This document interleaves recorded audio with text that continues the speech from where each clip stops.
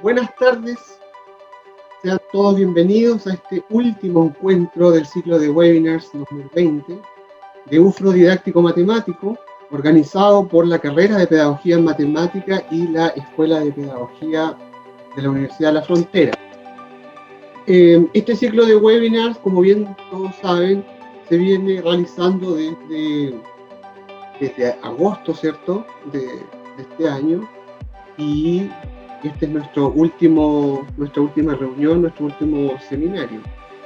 Tuvo como objetivo también mostrar los desafíos de la didáctica para mejorar el aprendizaje escolar en matemática, principalmente en el contexto actual. Este año tuvimos muchos participantes, todos muy buenos obviamente, todos aportaron de distinta manera con las teorías didácticas, con la matemática en sí. Como por ejemplo contamos con la presencia de José Klener, el candidato a doctor de la PUCB, la Católica de Valparaíso, y académico de la Universidad Andrés Bello. Luego fue el turno de Carlos Ledesma, doctorando de la Universidad de Barcelona en España, junto también a Diana Hidalgo, que es doctorando también de la misma universidad. Celebramos el Día del Profesor y de la profesora en compañía del doctor Miguel Ribeiro, profesor de la Universidad Estadual de Campinas, de Brasil. Y el mes anterior, ¿cierto?, compartimos junto a Beatriz Jumes, doctoranda también de la Universidad de Barcelona. A todas y a todos ellos, muchas gracias por acompañarnos.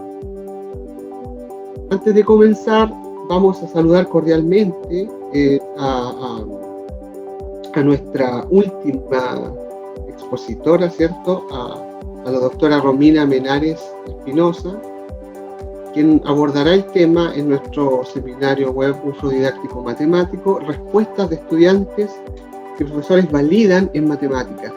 ¿Qué podemos decir sobre resoluciones alternativas?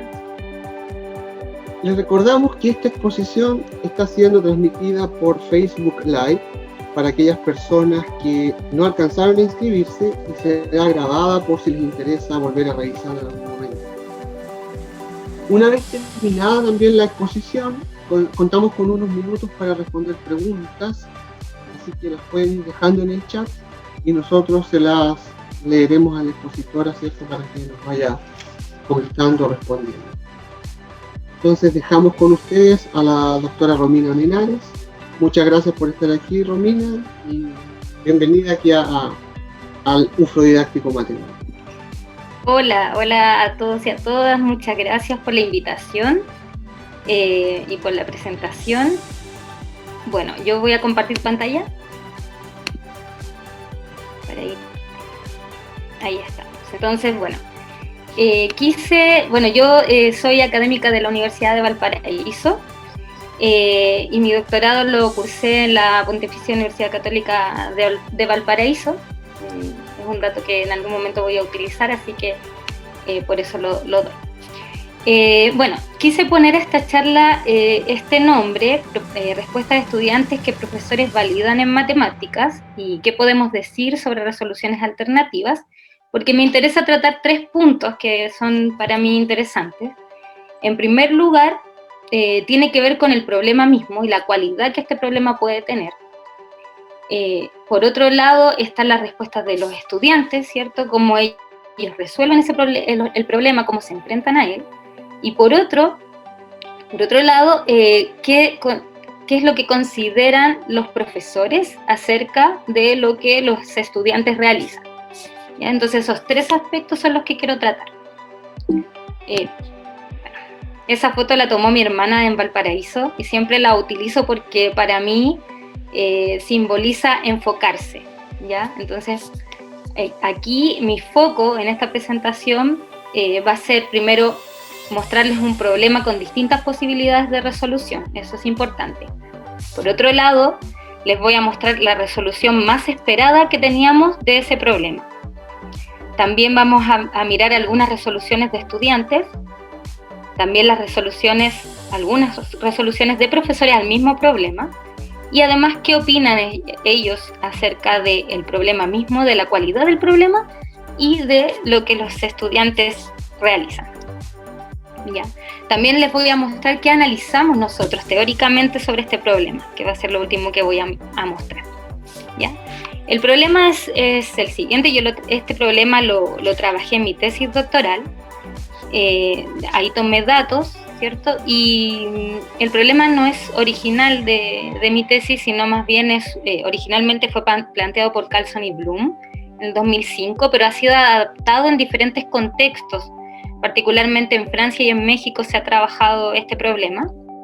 Este es el problema original. Lo voy a leer y lo voy a tratar de explicar para que lo tengan en mente, porque durante toda la charla voy a estar refiriéndome al mismo problema, ¿bien? Entonces, el problema es el siguiente: un cuadrado de papel que tiene las caras de distinto color. Pensamos como en un papel lustre, ¿cierto? Que es un cuadrado que por un lado es de un color y por el otro lado es blanco. Es doblado desde un vértice, ¿ya? Formando un triángulo aquí. Supongamos que la puntita del papelito lo doblamos hacia adentro, cuyo vértice pertenece a la diagonal, es decir, no se dobla de cualquier manera, es decir, el vértice que queda aquí, el A', tiene que estar sobre la diagonal del cuadrado. Encuentra el punto A', ese punto, de manera que el área que se ve de color, frontalmente se ve de color, o sea, esa área sea igual al área que frontalmente se ve blanca, ¿sí? Obviamente aquí evidentemente no son iguales las áreas, ¿cierto? Entonces habría que doblarlo un poco más adentro, ¿cierto? Para que las áreas sean las mismas. Entonces lo que pide el problema es encontrar el punto A' de manera que esas áreas sean las mismas al mirarlo frontalmente. ¿Sí? Espero que se entienda, esta partecita de acá no existe, ¿sí? Al doblarlo. Ya, bueno, entonces este problema se plantea, se hacen varios estudios sobre las resoluciones de este problema, que son más bien desde un dominio geométrico, o sea, se trabaja como descomponiendo y recomponiendo las figuras, y por otro lado también hay resoluciones más algebraicas, ¿ya? Pero lo que yo quise hacer en mi trabajo fue modificar este problema para que diera más posibilidades de resoluciones, otras resoluciones alternativas, ¿ya? Entonces, ¿qué hice? Modifiqué el problema sutilmente, pero ya vamos a ver que esa modificación abre un abanico de otras posibilidades, ¿ya? Entonces lo que hice fue, en lugar de pedir el punto A' concreto, lo que dije fue preguntar: ¿existe alguna forma de doblar el cuadrado de manera que las áreas visibles de diferente color tengan igual medida? Explique su respuesta, ¿ya? Entonces fíjense que el problema cambia a ser un problema de encontrar un punto particular, ¿cierto? A un problema que se cuestiona la existencia de ese punto. Entonces, al cuestionarse la existencia, los argumentos para decir que el punto existe pueden venir incluso desde otros dominios de las matemáticas, e incluso puede haber una respuesta más intuitiva, ¿ya? Entendiendo intuición como una primera respuesta que toma ciertas ideas que son de entrada y formula una idea un poco más compleja de lo que en un principio se ve. Entonces, ¿qué permite la adaptación del problema? Voy un poco a repetir lo que he dicho ahora, pero aquí lo quise escribir para que quede formal, ¿sí? Primero, como ya he dicho, se pregunta sobre existencia, por lo que quien enfrenta el problema buscará formas de argumentar este hecho, o sea, la existencia del punto, ¿ya? Por otro lado, permite resoluciones desde otras perspectivas. Por ejemplo, las que yo pude observar provienen ya no solo de un dominio algebraico o un dominio geométrico, sino que también hay algunos argumentos provenientes del análisis, del cálculo, ¿ya? Y por otro lado, si se encuentra una solución algebraica, quien se enfrenta al problema puede cuestionar el resultado que obtiene, ¿ya? Porque como la pregunta es, ¿existe una forma de doblar el papel? yo obtengo un punto cualquiera, pero después el estudiante se puede cuestionar, bueno, ese punto existe, lo puedo doblar así o no, etcétera, dependiendo de la cualidad del punto. Ok, entonces como les había dicho, existía una respuesta que era la más esperada. ¿Por qué? Por una cuestión porque se sabe que lo algebraico el trabajo se tiende a ir a un dominio algebraico, el trabajo escolar, el trabajo incluso universitario, tiende, y hay estudios que lo respaldan, que se tiende a ir por el camino más algebraico, ¿ya? Los estudiantes suelen buscar alternativas algebraicas de resolución, sobre todo si tienen que encontrar un punto, ¿ya?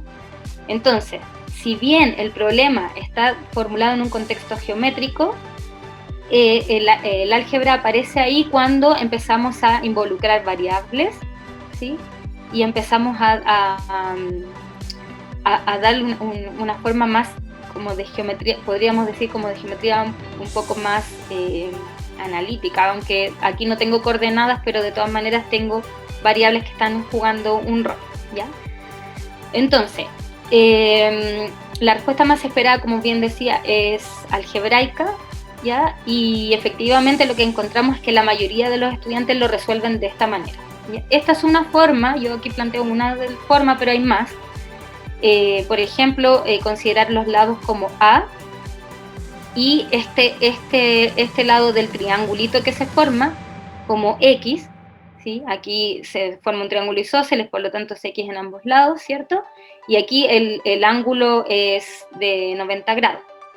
Se forma un triángulo isósceles y se puede entonces llegar a esta ecuación, ¿sí? Por un lado tenemos el área blanca y por otro lado tenemos el área del triangulito, que como ambos catetos miden X, esa X es variable porque recuerden que se puede doblar más adentro, ¿sí?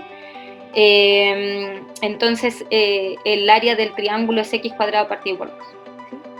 Entonces, haciendo una álgebra más o menos sencilla y utilizando un poco de geometría, se puede llegar a esta ecuación, ¿sí?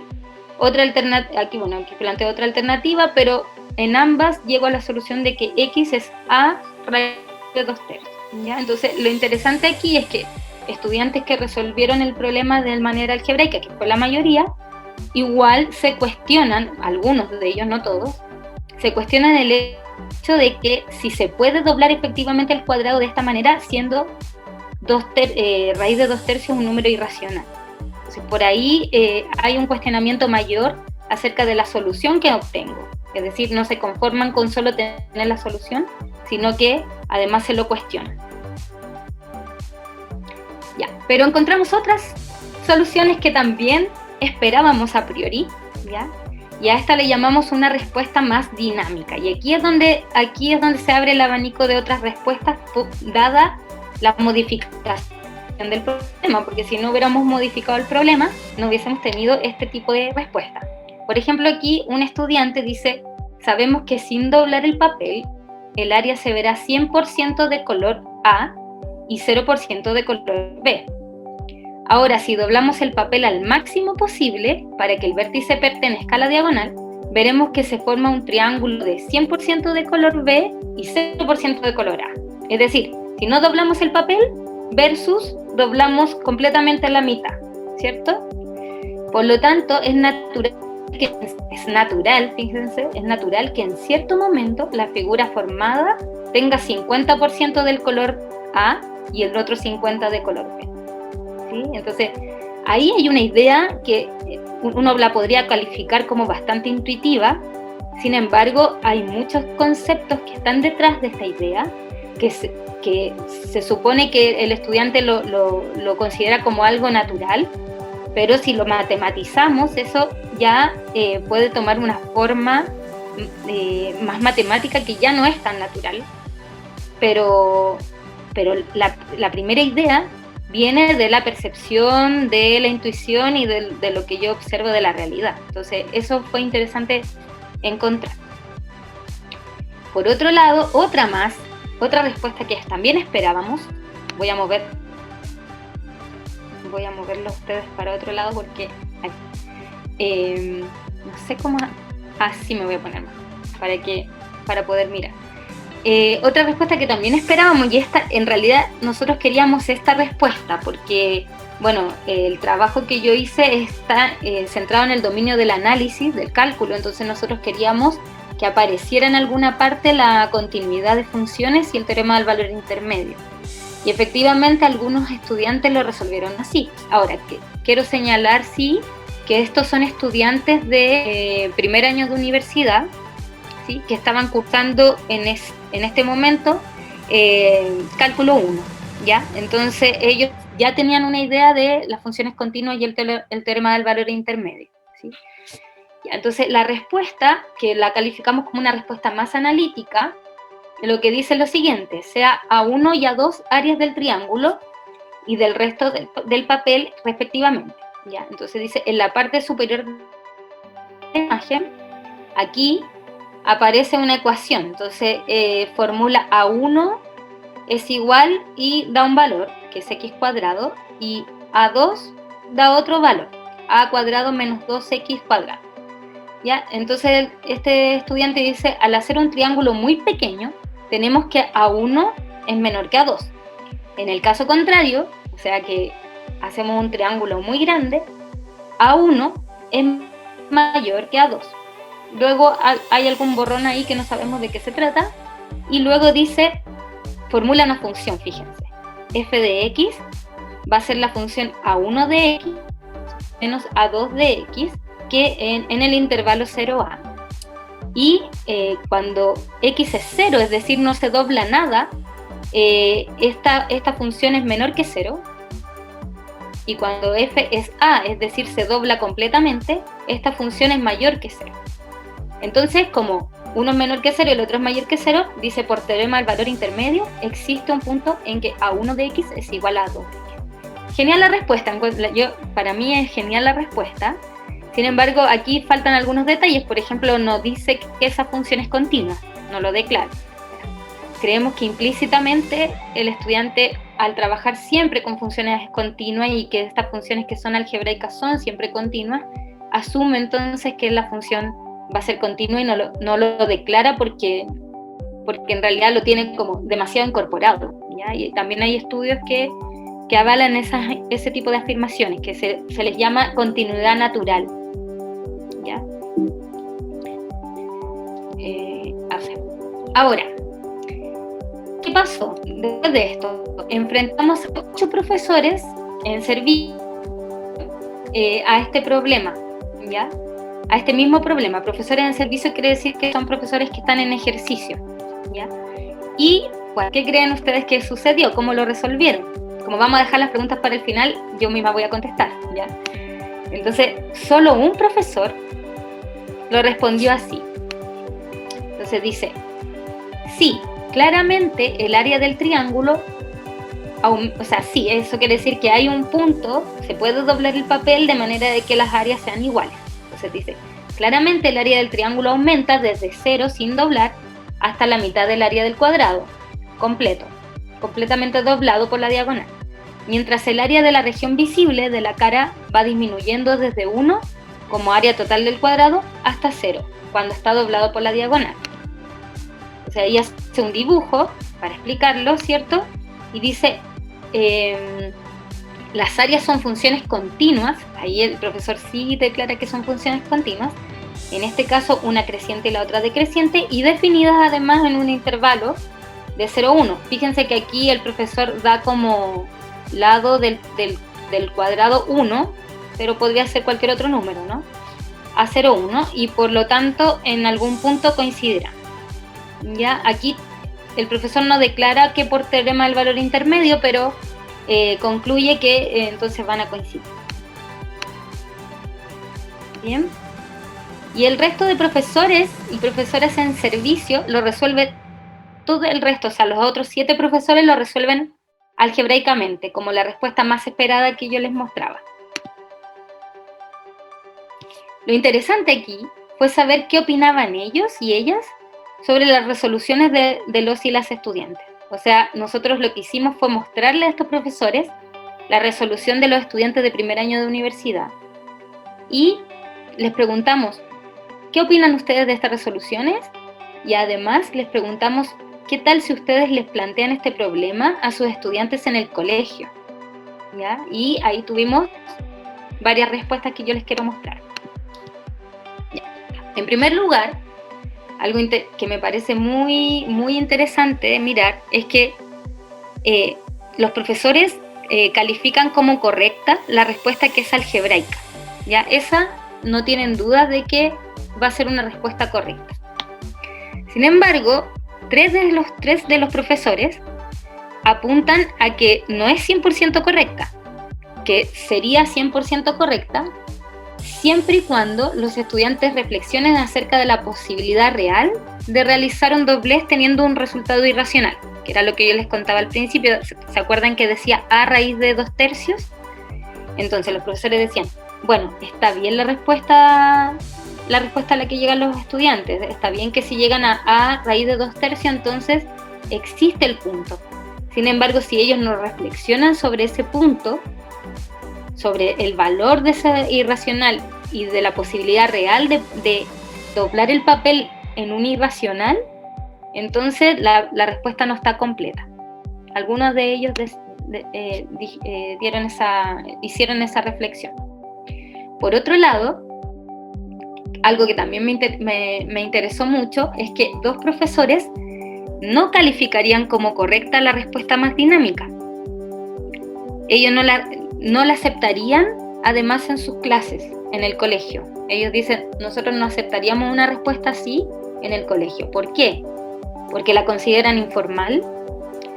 De hecho, un profesor señala que intuitivamente sí, es lo que se espera, ¿cierto? Pero los estudiantes, deben saber que hace falta alguna respuesta más matemática.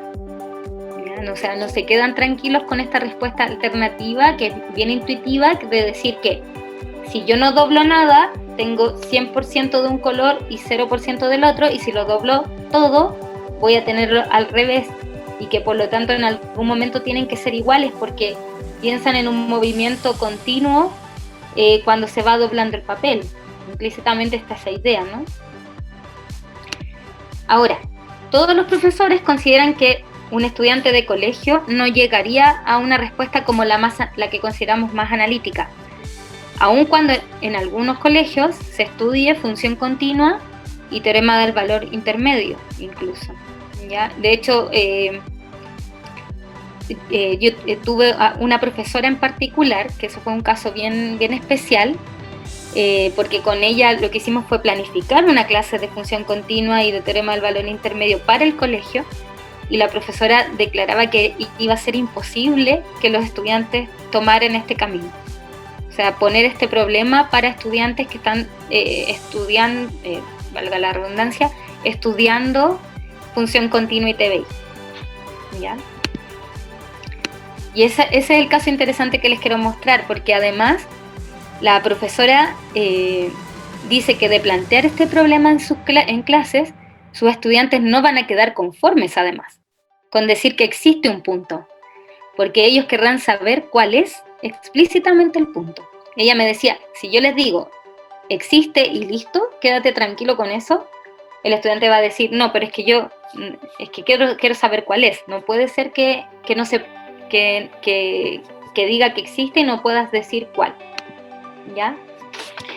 Y por esta misma razón la profesora no valida las respuestas sobre existencia, ¿ya? Ni la analítica ni la dinámica, ninguna de las dos, pues afirma que si no señala cuál es el punto, la respuesta ella dice que queda en el aire, la respuesta. Siendo que el problema lo que exigía era mirar la existencia. ¿Ya? Ya, de todas formas, esto es una reflexión personal. Debemos separar lo que la profesora valida como respuesta personal de sus estudiantes de lo que ella validaría como práctica en el aula. ¿Ya? En este caso, el trabajo en el aula influencia en lo que la profesora considera como válido en el trabajo personal. Porque como ella dice que si ella presenta este problema en el aula, los estudiantes no quedarían conformes, entonces eso provoca que ella considere que el problema no tiene la validez necesaria cuando un estudiante lo responde de esa manera. Entonces Entonces, fíjense que se están influenciando dos contextos. Uno que es el trabajo en el aula y el otro que es el trabajo personal. En la teoría que yo particularmente trabajo, que es espacio de trabajo matemático, hablamos de espacio de trabajo matemático personal y espacio de trabajo matemático idóneo. Entonces, cuando también nosotros hacemos la reflexión acerca de cómo el espacio de trabajo matemático idóneo tiene influencia sobre lo que se hace en el espacio de trabajo matemático personal y viceversa.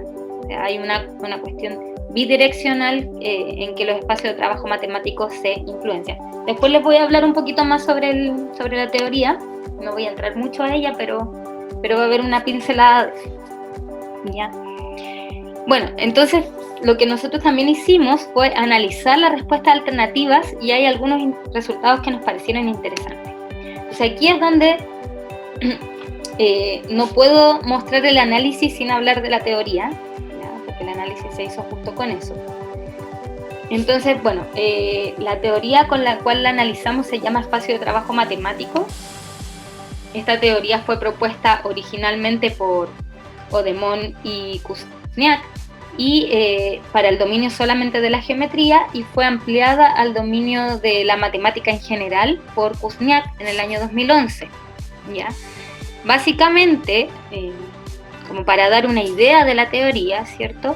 Se consideran dos planos. Uno es el plano de acá abajo, ya donde tengo tres componentes, esta que está con R, A y T, que ya les voy a contar de qué se trata, y otro plano acá arriba, ¿cierto? Que es el que involucra B, C y P. Imagínense que esos dos triángulos forman un plano acá abajo y un plano arriba, ¿ya? Esos planos son llamados en la teoría como plano epistemológico, el de abajo, y plano cognitivo, el de arriba, ¿ya? Yo siempre lo digo así, aunque a la gente que trabaja conmigo no le gusta mucho, pero para explicarlo, y creo que queda bien, yo digo que el plano epistemológico, en el plano epistemológico están como los objetos inertes, ¿ya? Por ejemplo, los objetos matemáticos, las representaciones de los objetos, los artefactos que utilizo para trabajar. Y arriba es cuando un individuo va a utilizar esos elementos, necesariamente, porque somos seres humanos, ¿cierto? Va a haber una componente cognitiva detrás de ese uso. Por lo tanto, vamos a considerar aspectos cognitivos que tienen relación con la manipulación y el uso de lo que era inerte en el plano epistemológico. ¿Ya? Lo voy a explicar así, pero no es lo formal, digamos. ¿Ya? Entonces, se coordinan estos dos planos, se coordinan mediante tres que llamamos génesis. Una es la primera génesis, que involucra estas dos componentes, la segunda y la tercera, que ya les voy a contar cuáles son. Entonces, en el fondo lo que hace el espacio de trabajo matemático es estudiar el trabajo matemático de individuos, el trabajo matemático que está impreso, por ejemplo, en un texto, el trabajo matemático al resolver un problema, una tarea que le llamamos, ¿sí? Entonces, ese trabajo va a tener distintos procesos, van a haber distintos elementos en juego. Entonces lo que hace el espacio de trabajo matemático es modelarlo, ¿ya? Modelar todo este trabajo y explicarlo con distintas componentes. Entonces, en la primera génesis, que es la que está acá, que se llama génesis semiótica, está la componente representamen, se llama, porque no fue traducida esa palabra, pero en el representamen están los signos, los símbolos, las representaciones, y eso se levanta a un plano cognitivo cuando esos signos y símbolos son utilizados, o cuando hay un individuo involucrado, la componente visualización, ¿ya?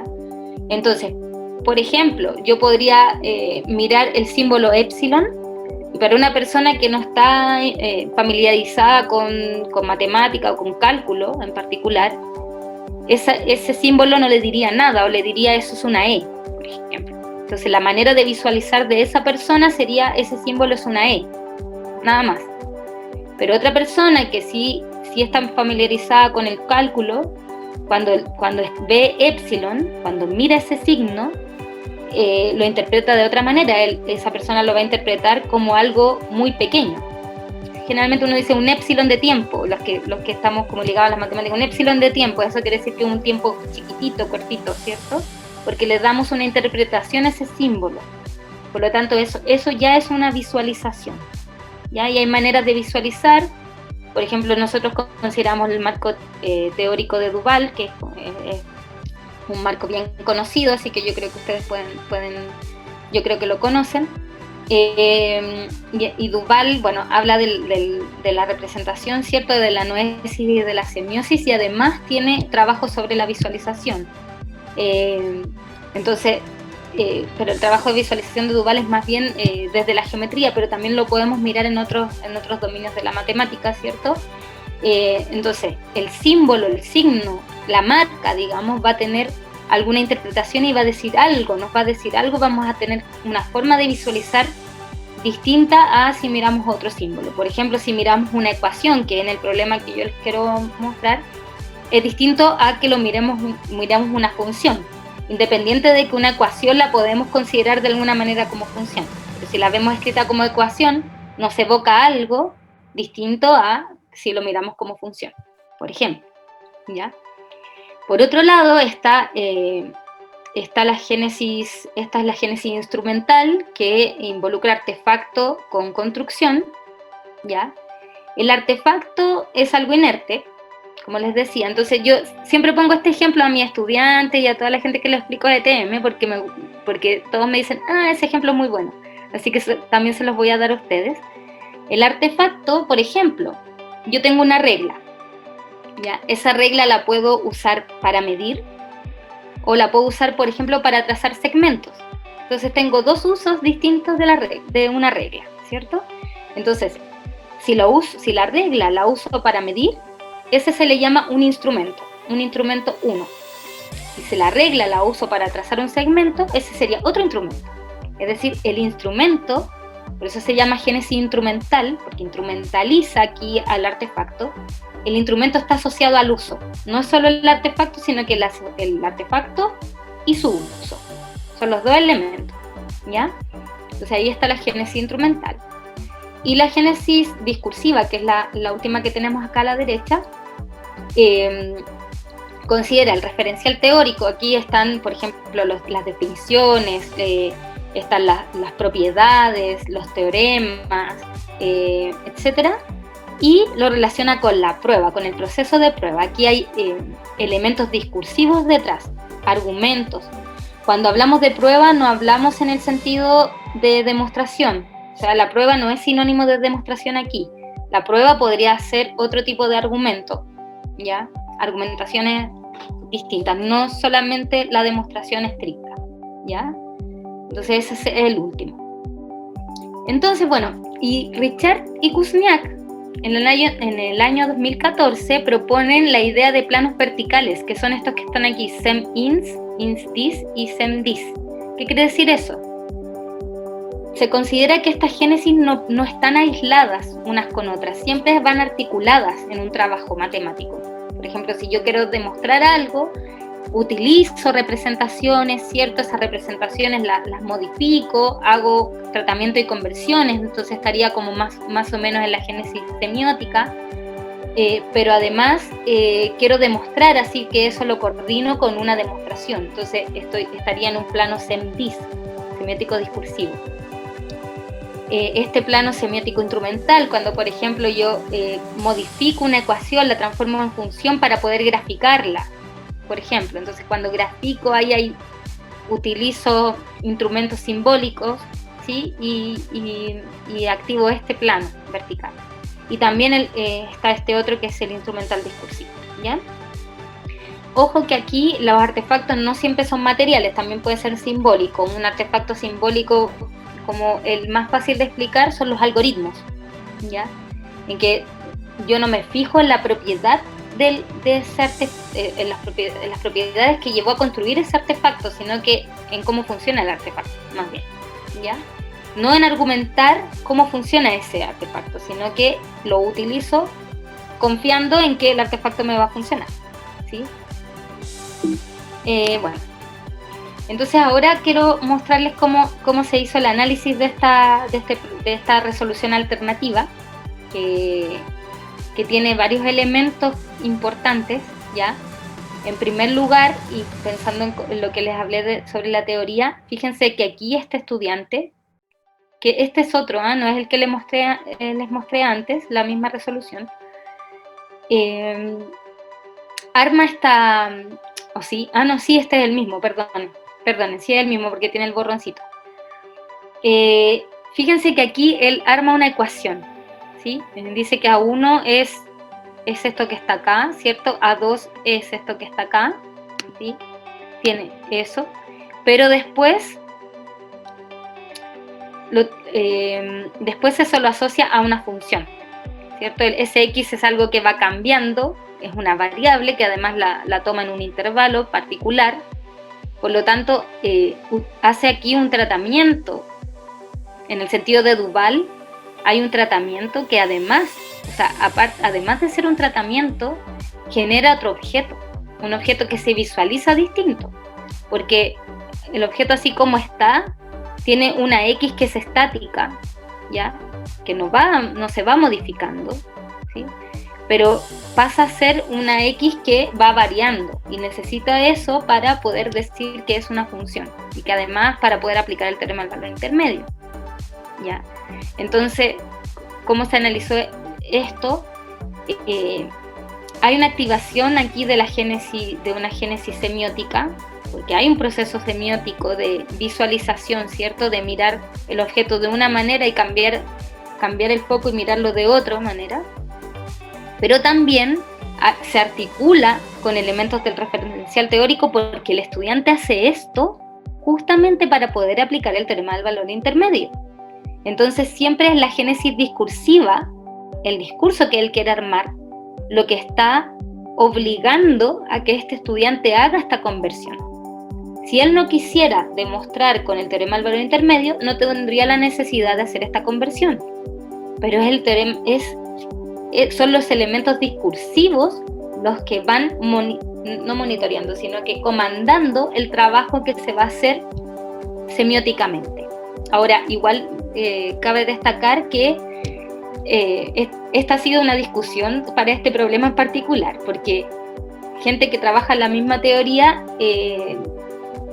piensa que, y yo también a veces pienso eso, que esta f de x en realidad esto no es un proceso semiótico, es más bien un proceso instrumental, porque pensando en la función como un artefacto simbólico, ¿ya?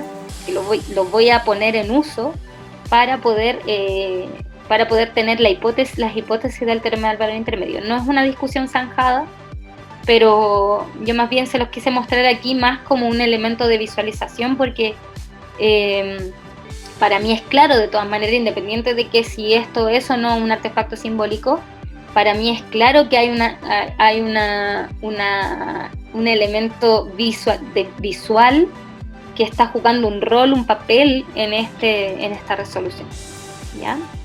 No sé si ustedes estarán de acuerdo conmigo, pero bueno. Y aquí hay otro. Fíjense que aquí, este sí es otro. Entonces dice, sea mi cuadrado del lado A, su área A cuadrado, ¿cierto? Cuando no está doblado, ¿cierto? El lado de color será X y su área será X cuadrado partido por 2 cuando lo doblo.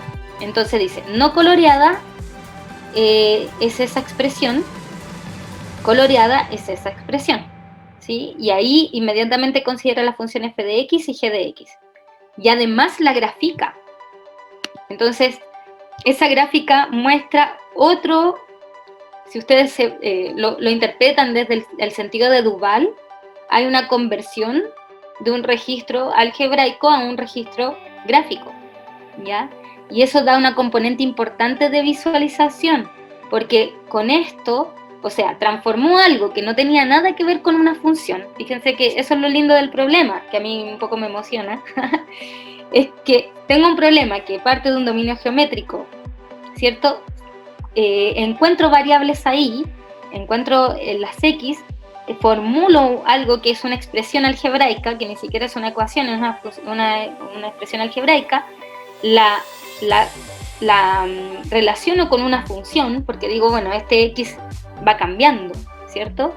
Y eso me permite, esa función me permite entonces llegar a una gráfica para poder mirar cómo las áreas van cambiando a medida que yo voy doblando el papel, ¿cierto? Entonces involucra una cuestión dinámica, involucra una cuestión analítica, ¿cierto?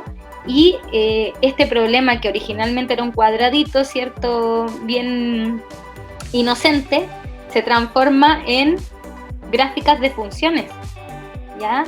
Y eso me lo va a llevar a un teorema del valor intermedio de nuevo, ¿cierto? Entonces, por eso me gusta el problema y se los quise mostrar acá, ¿ya? Y ojalá lo puedan ocupar si es que ustedes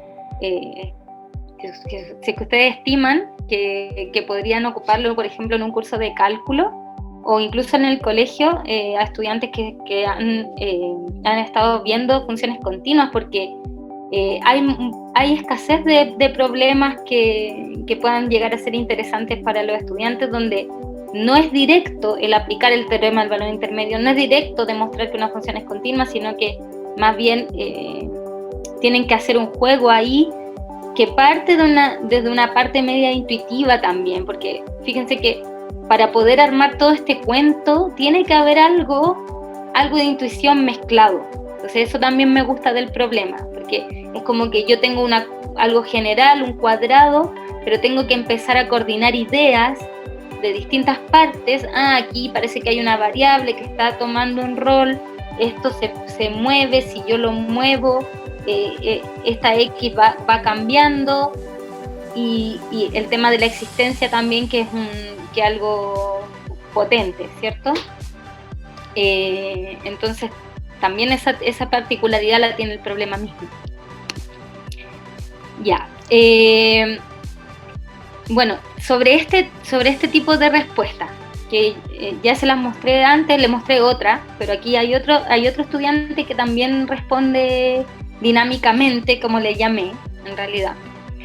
Entonces dice, a medida en que se agranda, es una transliteración, así que está literal, ¿cierto? La parte de color, el área, ¿sí? ¿Cierto? Sin color es más pequeña, se va disminuyendo, y a medida en que el área de color se achica, el área sin color se agranda. Entonces en algún momento debe existir un punto donde las áreas, tanto de la parte blanca y color, sean iguales.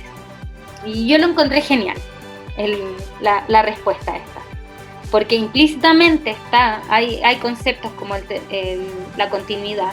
La continuidad es totalmente natural aquí, no está formalizada, ni siquiera se habla de alguna función aquí, se habla de las áreas que disminuyen, y una disminuye y la otra se agranda y una se achica, ¿ya? Sin embargo, hay esto es una componente intuitiva que se puede aprovechar, sobre todo en un curso de cálculo, ¿sí? Donde los problemas son tan formales que un poquito, yo podría decir, o sea, esto es una reflexión personal, pero como un poco, pierden un poco la esencia, ¿sí? Los griegos hace más de 2000 años antes de que se formulara el cálculo, el análisis, ellos ya pensaban en algo parecido al teorema del valor intermedio. Ellos decían que dos curvas que se cruzan y que se dibujan de manera continua, aunque no utilizaban esa palabra, donde una era más arriba que la otra y después al revés, necesariamente en algún momento se iban a cortar. Entonces, epistemológicamente, este conocimiento parte de una cuestión bien real, intuitiva, ¿ya? Que después se formalizó, ¿cierto? Pero ¿por qué no aprovechar eso con mi estudiante, ¿cierto? Que están viendo estos conceptos. Bueno, eso sobre las resoluciones alternativas. Entonces ahora parece que me queda bastante tiempo, pero parece que vamos a estar terminando aquí. Voy a dar paso a las preguntas, pero yo quise plantear algunas conclusiones, y las conclusiones apuntan primero sobre la modificación de un problema, o sea, cuál es la gracia de modificar un problema, Si yo quiero modificar un problema que me gusta, que tiene varios elementos, tengo que tener un objetivo para poder modificarlo. O sea, en este caso, nosotros teníamos un problema que era bastante utilizado, que era un problema que a la gente le gustaba mucho porque era un problema que partía de un ambiente geométrico y se trasladaba a un ambiente algebraico. Esa era como la gracia de este problema. Pero vimos potencial aquí para modificarlo y matemáticamente, o sea, teniendo como dominio de las matemáticas que se requerían, dijimos, bueno, entonces, ¿qué tal si este problema, en vez de pedirle el punto, nos cuestionamos la existencia? Y eso se podría trasladar a otros problemas de matemática. Uno podría decir un problema cualquiera que se plantea a estudiantes de enseñanza media, donde se les pide una solución particular. Nosotros podríamos cambiarlo y decirles, mejor que argumenten si existe esa respuesta, si existe o no. ¿Ya? Y ahí me cambiarían los argumentos, me cambiarían las resoluciones. Sería bastante interesante poder hacerlo. Por ejemplo, cuando uno, típico, tiene sistema de ecuaciones y uno se pregunta si existe solución. Entonces uno podría decir al estudiante, ya, pero no lo resuelva. Primero dígame si existe solución.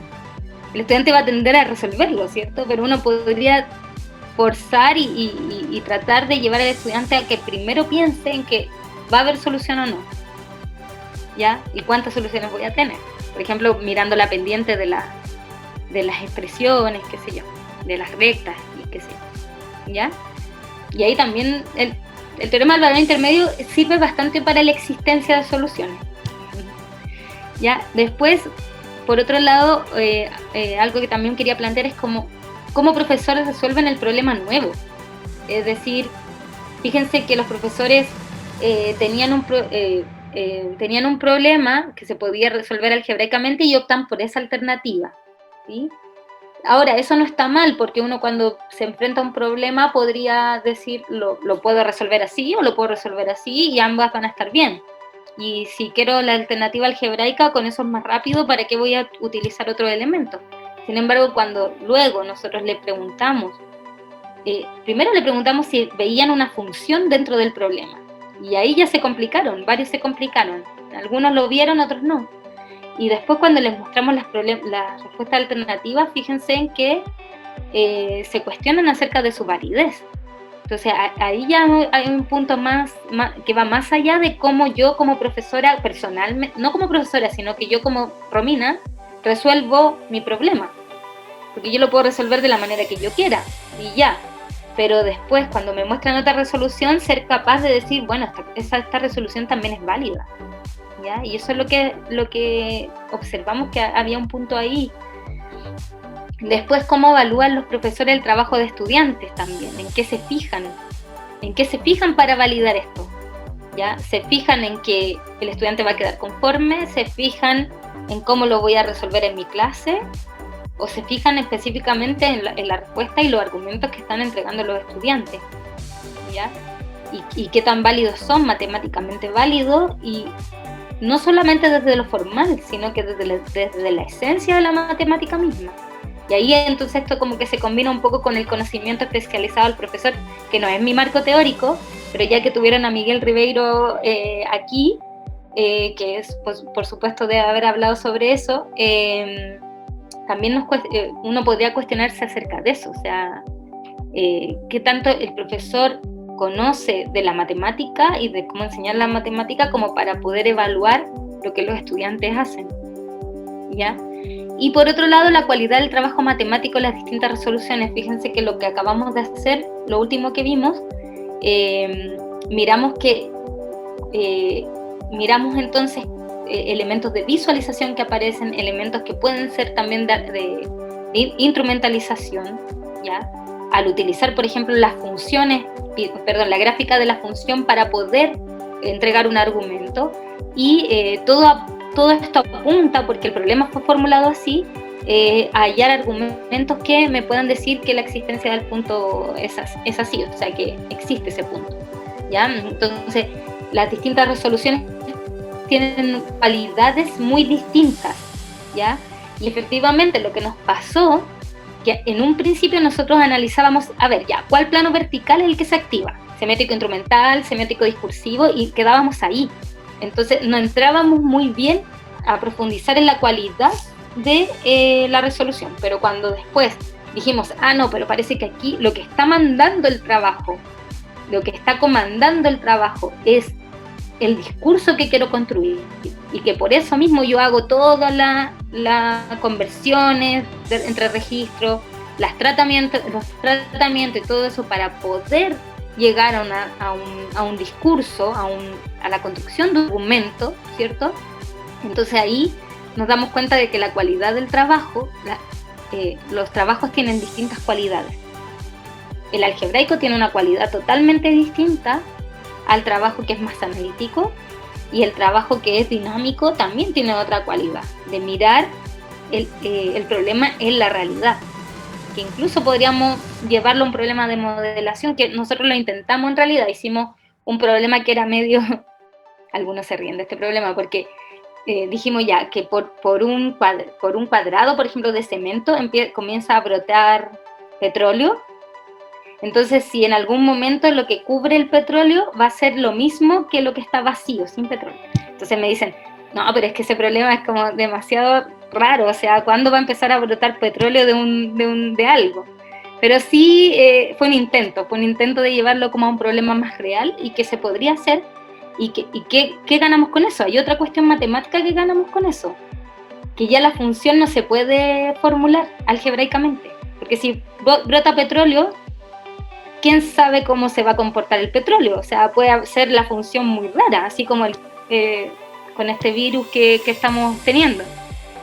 ¿Quién sabe cómo se va a comportar? En un principio no se sabía cómo se iba a comportar el virus, tampoco sabemos cómo se va a comportar el petróleo que brota, ¿ya? Tal vez algunos ingenieros sí lo pueden matematizar, pero la gracia es que voy a tener una función que es continua, porque el petróleo se va a ir expandiendo de manera continua, ¿cierto? Así tú. Entonces voy a tener una función que es continua, que parte de cero y llega a cubrirlo todo, y otra función que también es continua, que parte de todo, que era lo que estaba sin petróleo, y llega a ser cubierta completa. Entonces, por teorema del valor intermedio, si yo tengo esas dos funciones, ¿cierto? Una crece, la otra decrece en el mismo intervalo cerrado, entonces va a haber un punto donde necesariamente esas funciones se van a tocar, y eso quiere decir que la superficie que cubre una va a ser igual a la superficie sin cubrir. Así que si ustedes se animan, podrían formular algún problema así, no con el petróleo, obvio, pero con algún otro elemento que puedan, no sé, que se les pueda ocurrir. Pero ahí los dejo a su imaginación. Eso. Ahí están las referencias y esto que me encanta mostrar. Gracias.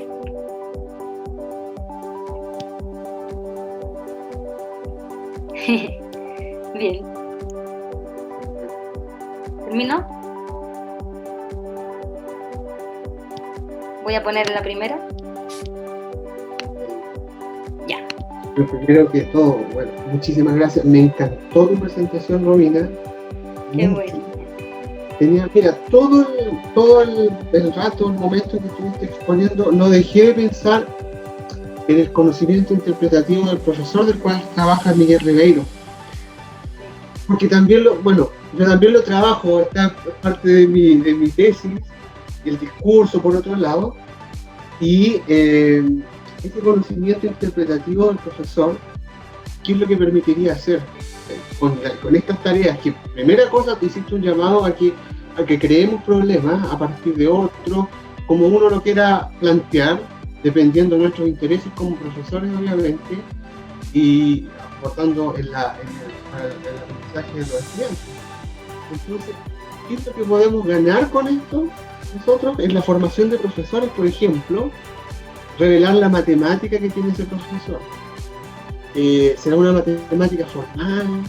O no sé si llamarla informal, porque también mencionaste la validación, porque no necesariamente puede ser la demostración. La formal, la lógica deductiva que nosotros conocemos, pero que con la didáctica sabemos que existen otros tipos de pruebas. Hay experimentales, hay de otro tipo que son sumamente interesantes y que no dejan de tener matemáticas. Entonces me pareció sumamente interesante inventar problemas, ¿cierto? Analizar la matemática del profesor y, como tú dijiste, llevarlo tal vez al MTSK, el cual ya te dice concretamente qué matemática es la que se está privilegiando y cuáles serían las contribuciones en la parte pedagógica, porque el MTSK tiene esas dos vertientes, la parte matemática y la parte pedagógica. Y aquí se planteó también qué es lo formal, qué es lo informal, artefactos, la visualización, la relevancia que tiene la visualización desde distintos puntos de vista, de forma analítica, a través del cálculo algebraico, que es muy, muy importante lo que tú dices, que muchas veces no hay un cambio de dominio, que en el ETM se nombra mucho eso, ¿cierto? De que te quedas tú con lo algebraico, partes de algo geométrico, te pasa a lo algebraico y después ya no hay vuelta a lo geométrico, entonces te queda en una sola cosa. ¿Cuál sería la idea? Tratar de estar en un ir y venir para entender mejor la matemática, más aún si la estamos enseñando a nuestros estudiantes. Insisto, me gustó mucho tu presentación. Y los dominios están conectados, o sea, así, claro. Si nosotros nos vamos a la historia de las matemáticas, no es que los matemáticos hayan formulado el cálculo, solo el cálculo y nada más que el cálculo, o la teoría de números solamente así, sino que en algún momento esto se empieza a conectar. Ya sabemos el ejemplo del último problema de Fermat, la gran conjetura que duró 3 siglos en resolverse, y cuando lo resuelve Wiles, un matemático, ¿cierto?, en el año 1997, si no me equivoco, ocupa elementos no solamente de la teoría de números, sino que se mueve por geometría, por otros dominios, para poder llegar a la demostración de lo que era finalmente un teorema, ¿cierto? Y además apoyado de otros teoremas y conjeturas que hicieron otras personas en otros dominios. Entonces, sí, yo concuerdo contigo que los dominios están súper conectados y tendemos tal vez a mirar una matemática, sobre todo en la formación de profesores, una matemática muy desconectada unos con otros. O sea, una persona trabaja en álgebra y trabaja solo en álgebra, ¿cierto? Pero sabemos que no es así. Los mismos matemáticos saben que no es así, que no es que yo me cierre en un dominio y que no pueda moverme, ¿no?, a otro, y que la matemática tampoco se formuló de esa manera. Entonces, también como profesores, así ligando lo que tú dices sobre el conocimiento específico del profesor, o especializado, ¿cierto? También que el profesor sepa que esto va todo conectado, al menos que lo tenga como dentro de su bagaje, ¿ya? Si no lo tiene que enseñar, no importa, pero el profesor lo debe saber. Entonces, eso es como algo interesante. Y sí, yo creo que, bueno, hay personas, por ejemplo, Gonzalo Espinosa con Carolina Enríquez, han trabajado esto de combinar dominios, o sea, perdón, teorías, ETM con MTSK.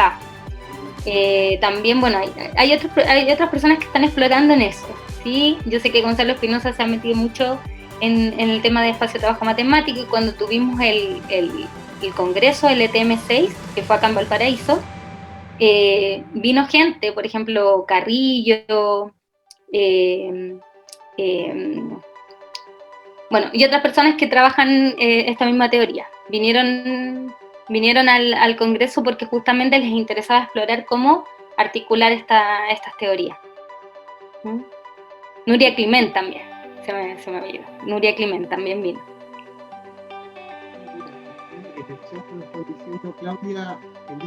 Claudia Cornejo. Claudia, hola. Claudita. Excelente presentación, Romina. Se agradecen los ejemplos claros. No, están súper. Gracias, Claudia. Sí, les hago un llamado aquí a todos, a todas, que por favor planteen sus preguntas con micrófono abierto por si quieren. Me imaginé, Matías Pávez.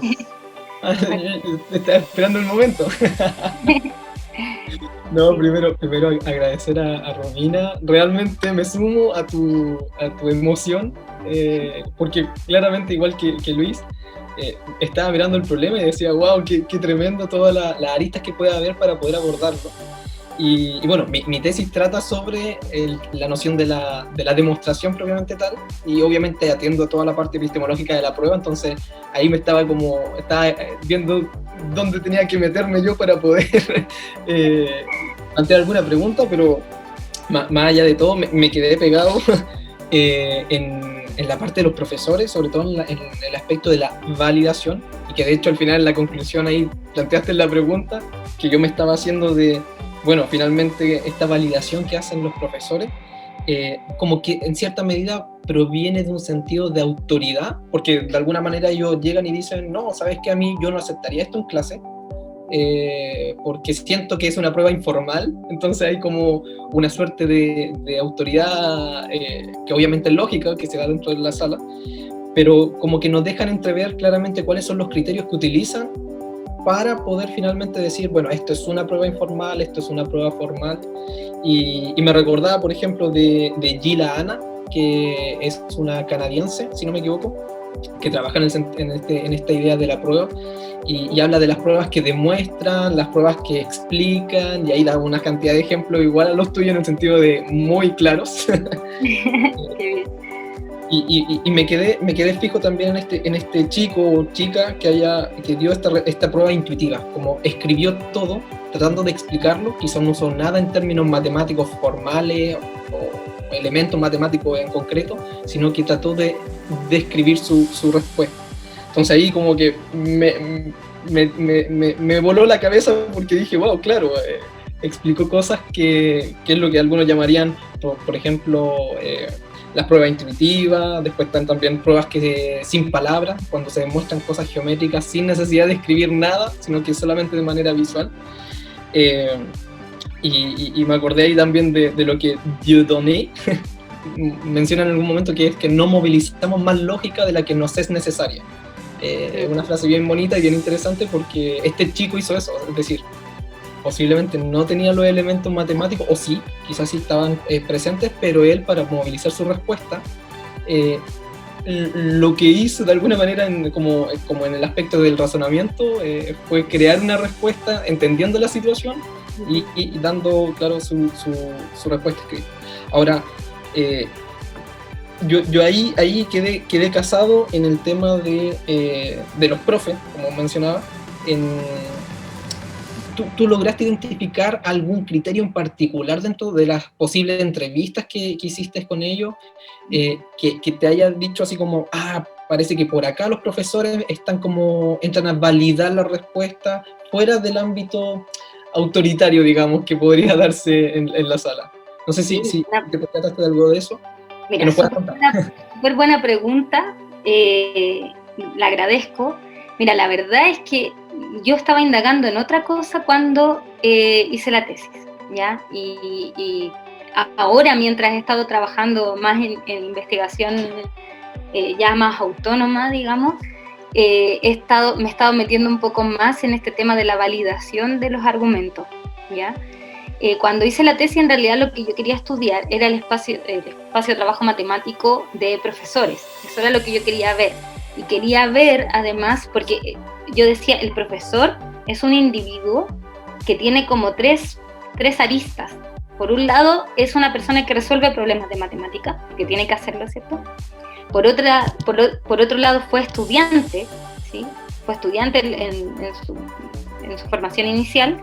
Y por otro lado está ligado luego al colegio, ¿cierto? Entonces entra con toda la exigencia que tiene que ver con el sistema escolar. Entonces quería mirar cómo ese profesor se movía ahí, y por eso yo estudié a profesores en formación inicial y también estudié a profesores en servicio. Y quería mirar cómo era su trabajo matemático y si cambiaba respecto a si estoy inmerso en una institución o estoy en otra. Pero esto de la validación nació después, porque yo aproveché, cuando hice el estudio, aproveché de preguntarle a los profesores esto, si ellos consideraban que se podía aplicar en el colegio, qué consideraban acerca de estas resoluciones. Les mostré resoluciones distintas. De hecho, con un grupo de profesoras estuvimos preparando clases sobre continuidad, que lo señalé en la presentación. La profesora era súper pesimista al respecto. Decía, no, esto yo no lo voy a poder hacer en clase. Y ahí yo me fui dando cuenta que había una beta ahí que uno puede explorar, y bueno, empecé a también, que es algo que estoy haciendo ahora, que no lo he terminado, pero he estado explorando un poquito en eso. Aquí en Chile hay un grupo bien fuerte, bueno, de hecho Claudia Cornejo trabaja en argumentación, y es un grupo que trabaja sobre argumentación aquí en Chile, y he estado explorando un poquito en sus trabajos, pero creo que es un elemento muy importante para saber lo que el profesor valida como construcción de conocimiento matemático, es enfrentando al profesor al problema, ¿ya? Eso es un asunto que es necesario hacer. Si tú lo enfrentas al problema, tú vas sacando ahí elementos que te van dando algún indicio de lo que el profesor va a validar. Y después, si le muestras un trabajo ya hecho, con mayor razón va a poder decir, este argumento lo valido y esto, ¿no? Y a lo mejor ahí se pueden encontrar, como tú dices, algunos... se podría a lo mejor incluso categorizar y decir, ya, esto sí, esto no. Pero es algo que yo no lo he hecho. Yo creo que es una buena idea para estudiar. De hecho, también hacia la pregunta, quizá en este sentido de hasta en la comunidad matemática, el problema de la validación es súper complejo por el simple hecho de que no hay como un sistema claro que permita decir cuándo algo está validado. O sea, de hecho, ellos validan, por ejemplo, enviando sus teoremas, ¿cierto?, a la revista, y hay un conjunto de matemáticos de alguna manera bien calificados para evaluar. Pero yo me acuerdo, por ejemplo, un problema que lo tomo como ejemplo para abrir esta pregunta de la validación en la comunidad matemática, que es el problema de YAMAB, que se planteó en el 1960, y es uno de los muchos casos, que fue validado en una revista matemática por matemáticos de calidad, una medalla Fields, y que al final, 8 años después, aparece otro matemático diciendo, no, acá hay un error. Entonces pasó por todo, entre comillas, los criterios que uno pensaría, pasó por el criterio del matemático más especialista, y aún así hubo un error que se presentó, hay una contradicción, y luego tuvieron que pasar 24 años para que se planteara una solución que hasta el día de hoy está validada, está aceptada. Pero eso ya plantea una cuestión bien fuerte, porque si en el ámbito del matemático puro se da que es un problema abierto la validación, ¿cómo llevamos, o al final la transposición que hacemos en el aula, ¿cierto?, de la prueba en general, la argumentación, cómo eso ahora nosotros lo podemos controlar desde nuestra postura de profe? Yo lo planteo solamente como una cuestión que es súper interesante. Sí, tengo tiempo, no sé, Luis, pero me gustaría contar una anécdota de Cristian Reyes, que es un matemático que trabaja ahora si no me equivoco, en el CIAE. Él hace el experimento, pero de manera informal. Esto no es un estudio que él documentó ni nada. Él dijo ya, una definición de número de número par positivo, es que es aquel número que se puede representar con un arreglo rectangular con 2 filas. O sea, todo número par se puede representar con arreglo rectangular de 2 filas, ¿sí? Entonces, la propiedad súper fácil, que es la suma de 2 pares es par. Entonces dijo ya, veamos que la suma de 2 pares es par, con esta definición. Entonces dijo ya, si tengo un par, lo puedo representar con arreglo rectangular de 2 filas, y otro también con arreglo rectangular de 2 filas. Sumar es juntar. Lo junto, me va a quedar un arreglo rectangular de 2 filas. Así que la suma de par es par. Le mostró este problema, esta es la anécdota, le mostró el problema a un grupo de profesores. ¿Y qué creen ustedes que dijeron los profesores? ¿Que era una demostración o no? Les pregunto, ¿es una demostración? La respuesta creo que fue no. La respuesta fue no. Y le preguntó a un grupo de matemáticos. Y la respuesta fue sí. Los matemáticos dijeron que sí. Entonces, como tú dices, esto de la demostración, de lo que yo considero como demostración, no es una cuestión... No es natural, no es una cuestión que ya tan objetiva de decir ya, esto es así y es así. No es así. Uno puede encontrar un sinfín de ejemplos donde eso no sucede. Muy interesante. Y lo otro, que con este problema, esta resolución alternativa dinámica que le llamamos, la gracia es que sacó a la luz o de alguna manera verbalizó algo que los estudiantes pueden haber estado pensando solamente, o sea, algo que se queda como en su pensamiento, esa persona lo escribió, o sea que lo verbalizó en el fondo. Y entonces sacamos una respuesta bien intuitiva, la pudimos mirar plasmada en un escrito. Entonces eso es algo que yo considero muy valioso, porque hay elementos, como tú decías, matemáticos detrás, pero que no están formalizados, pero es como es la idea que yo tengo, que la escribí. Y a veces, bueno, hay un artículo, de hecho, que por ahí he leído justamente sobre esto que está como dentro de la epistemología, porque hay elementos epistemológicos también detrás e intuitivos que los profesores no los pueden ver, ¿ya? Entonces el problema intentó un poco sacar un poquito de eso, un poco. Eso. Genial. Sí. Luis, no sé si... Sí, voy a preguntar aquí, ¿alguien más tiene alguna pregunta que quiera hacer aquí al micrófono abierto, por favor? Que Matías Pabello creo que hizo varias preguntas en una aquí, pero súper interesantes, como siempre. ¿No? ¿No hay preguntas, estimadas? Si no, seguimos con la conversa. Sí, es cierto. No, súper interesante, como te decía, este tema de la validación y la experiencia que nos contabas, porque sí, suele ocurrir que se dice no es demostración, pero finalmente ahí va a estar siempre esa disyuntiva en realidad, porque si matemáticos dicen que mira, sí es demostración, algo que para otras personas no lo es, vamos a seguir siempre con esa duda, pero lo que nos interesa en el fondo es que siempre hay una matemática detrás que todos podemos visualizar, ¿cierto?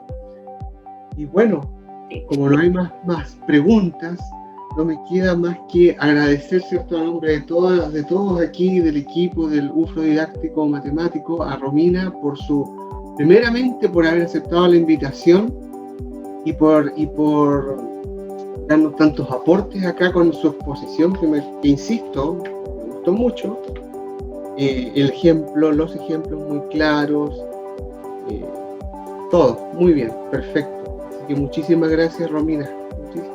Muchas gracias a ustedes por la invitación, yo encantada de estar aquí, de aportar un poquito, con un granito de arena a la formación inicial en otros lugares, porque bueno, yo trabajo en formación inicial en la Universidad de Valparaíso y bueno, es lo que a mí me gusta hacer, es algo que me apasiona, así que muchas gracias. Luis, como te decía yo, tiene mucha relación con ese conocimiento interpretativo que trabaja Miguel Ribeiro, sí, y con los feedbacks que puede dar el profesor, ¿cierto?, a los alumnos cuando revisa tareas. Sí, de hecho estamos trabajando justo en un proyecto con Janet Gallegos sobre el feedback, así que estamos... ¿También de la huella? Sí, también es BTC. Sí. Entonces, bueno, recuerden que pueden volver a revisar esta exposición o las anteriores en nuestro Facebook, en Escuela de Pedagogía UFRO. Muchas gracias a todos por seguirnos acompañando todo este tiempo. Les deseamos que pasen unas felices fiestas de fin de año, una feliz Navidad, ¿cierto? Y que el próximo año sea mejor que este. Y nos estaremos encontrando en alguna nueva oportunidad y establecer, ¿cierto?, relaciones con la Universidad de Valparaíso. Ya hemos hecho bastantes seminarios web y siempre dejo la misma invitación que sigamos manteniéndonos ahí en contacto para contribuir con la didáctica de la matemática y, ¿por qué no, didácticas de otras ciencias, ¿cierto? Que tengan una muy buena tarde y un muy buen fin de semana. Muchas gracias a todos. Muchas gracias. Chao. Gracias.